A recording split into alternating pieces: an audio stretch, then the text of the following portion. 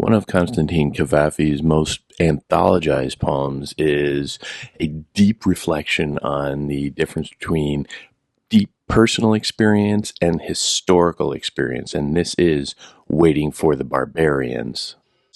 It is a dialogue of sorts, a call and response perhaps, a question and answer, where you're not entirely certain who is doing the questioning and who is doing the answering. It could be one person, could be many people.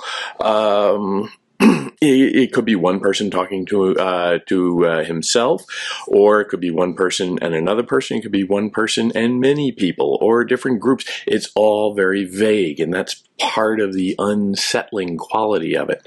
But you do start to get some characteristics of these two figures as the poem goes on, in that the person asking the question seems to be relatively naive.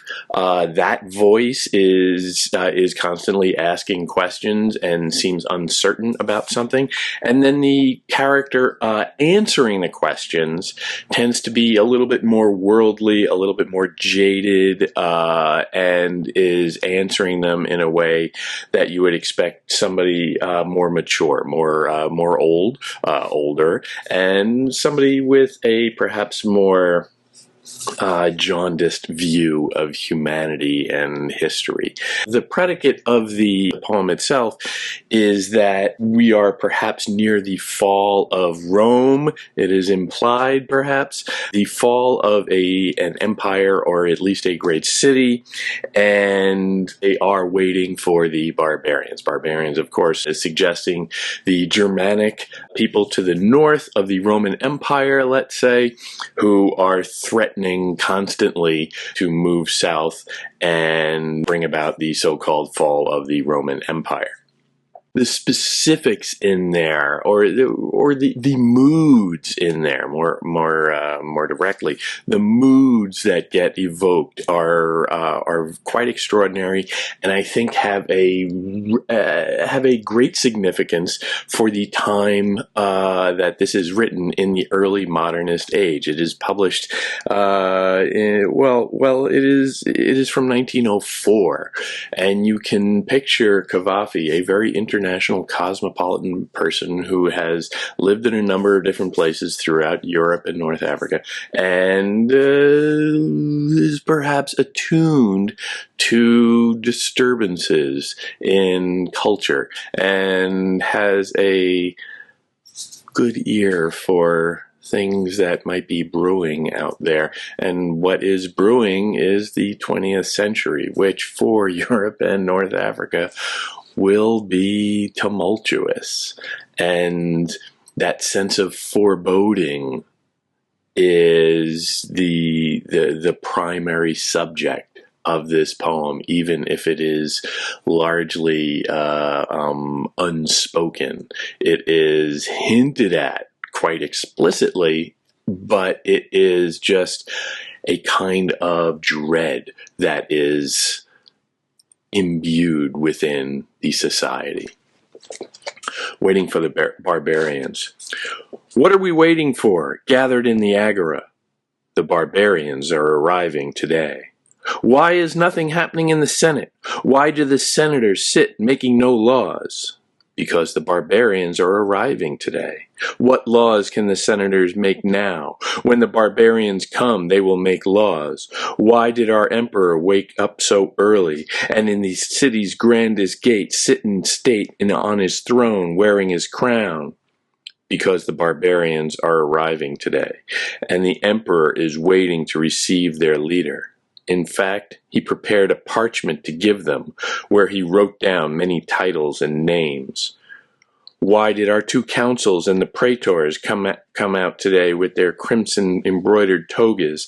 And why did they don bracelets with so many amethysts and rings resplendent with glittering emeralds? Why do they hold precious staffs today, beautifully wrought in silver and gold? Because the barbarians are arriving today, and such things dazzle barbarians. Why don't the worthy orators come as usual to deliver their speeches and say their piece? Because the barbarians are arriving today, and they are bored by eloquence and harangues. Why did this anxiety and confusion suddenly begin? How serious faces have become? Why have the streets and squares emptied so quickly? And why has everyone returned home so pensive? Because night's fallen and the barbarians have not arrived. And some people have come from the border and they say the barbarians no longer exist. Now what will become of us without barbarians? Those people were some kind of solution. So you can view this on a simple political level. The emperor is waiting to receive their leader. In fact, he prepared a parchment to give them, where he wrote down many titles and names. That is pretty savage political sarcasm right there.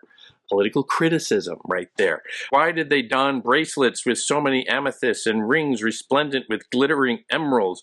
Why do they hold precious staffs today, beautifully wrought in silver and gold? You get the sense of a kind of decadent society that is just so rich and so opulent that maybe they've lost their edge, which was a leading criticism of the Romans generally. So yeah, it's functioning on that political criticism level. But the way it's going about it, I think, is significant. The two voices, again, whether it's one person or a dozen people, does bounce you back and forth a little bit. What are we waiting for gathered in the Agora?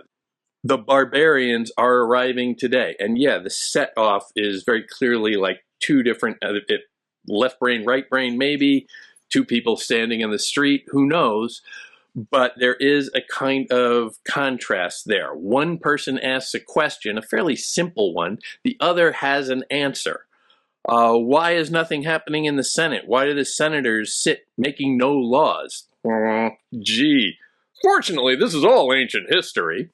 Notice when it starts to get really snarky about the parchment and with the titles and names, that is the second voice in there. So that second voice is a little bit more perhaps sarcastic, a little bit more world weary, a little bit more fatalistic. Yes, they're coming.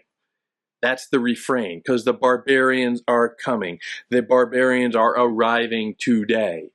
Always saying that, repeating that, like, okay, no matter what you do, it's all pointless because the barbarians are coming today. It's all going to end today.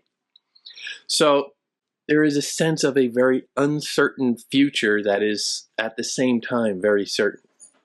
We don't know what form the devastation is going to take, but devastation it is.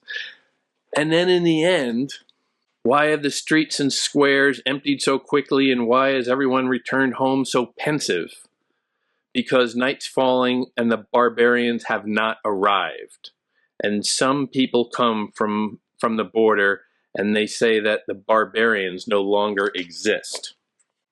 The barbarians have not arrived. Doesn't say that they're not coming.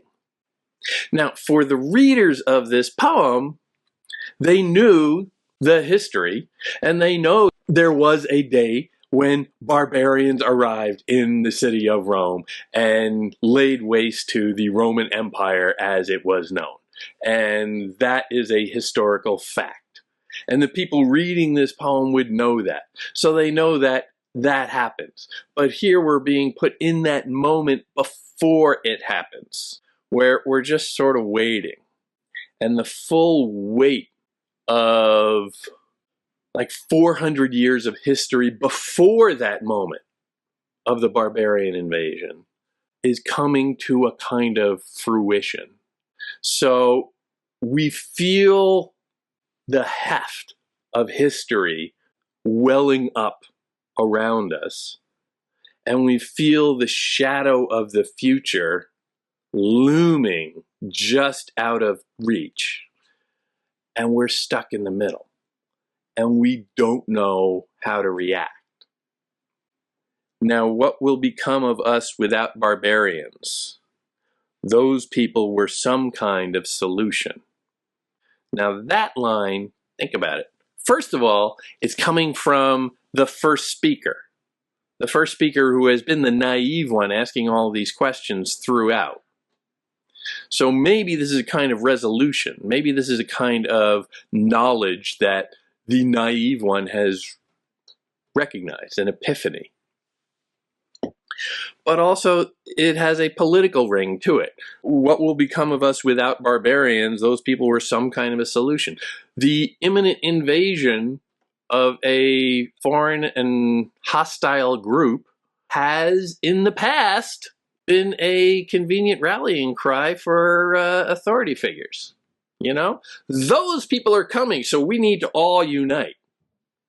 Those people are the enemy, so you need to stand stalwart behind me in support of my rule.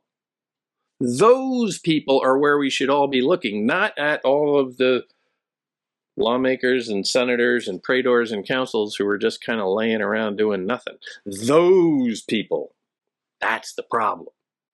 It's a completely original phenomenon of politics that we see here.